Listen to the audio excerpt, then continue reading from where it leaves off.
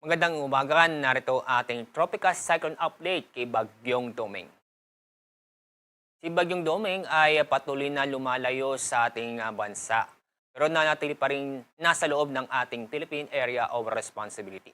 Kasalukuyan, ang layo ng sentro ng bagyo ay nasa 655 kilometers east-northeast ng Itbayat, Batanes. At itong bagyong ito ay wala pa ring direktang epekto sa ating bansa. Pero patuloy pa niyang hinahatak ang habagat o southwest monsoon. Kaya nakikita itong southwest monsoon ay naapektuhan ang malaking bahagi ng ating bansa. Sa Central Luzon, Southern Luzon at sa western section ng Visayas. Kaya sa araw nito, makakaranas po tayo ng maulap na kalangitan na may mga kalat-kalat ng pag-ulan at thunderstorm dulot ng southwest monsoon o habagat sa Metro Manila, Central Luzon, Calabarzon, Mimaropa, Bicol Region at Western Visayas. Sa ating forecast track ng Bagyong Doming, kapag napanatili ang kanyang pagkilos o galaw na generally northwards sa bilis na 15 km per hour, inaasahan po natin na maaaring mayang hapon ay nasa labas na ng ating Philippine Area of Responsibility ang Bagyong Doming at patuloy itong lalayo sa ating bansa patungo sa Japan.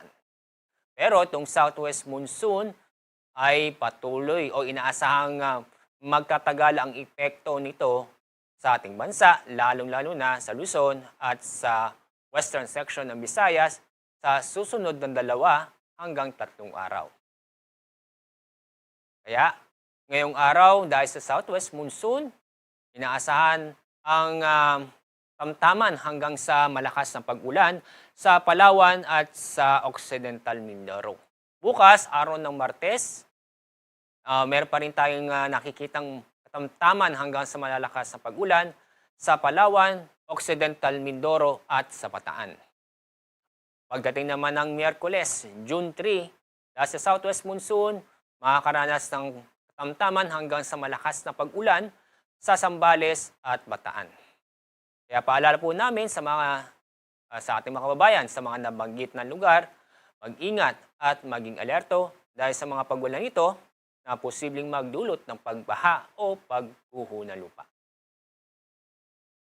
Ngayong araw, may inaasahan tayong malalakas na hangin dulot ng habagat at yung indirect effect ng bagyo.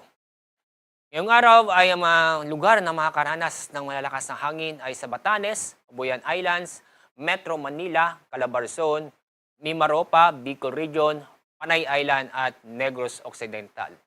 Bukas, araw ng Martes, June 2, inaasahan pa rin tayo ng malalakas na hangin sa Batanes, Babuyan Island, Central Luzon, Metro Manila, Calabarzon, Mimaropa, Camarines Norte at Camsur.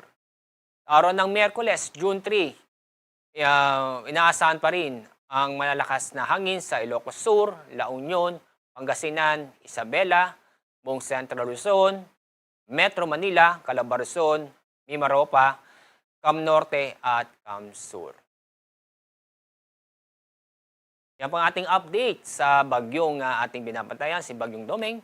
Mula sa Pag-asa, ako po si Alizar D. Aurelio.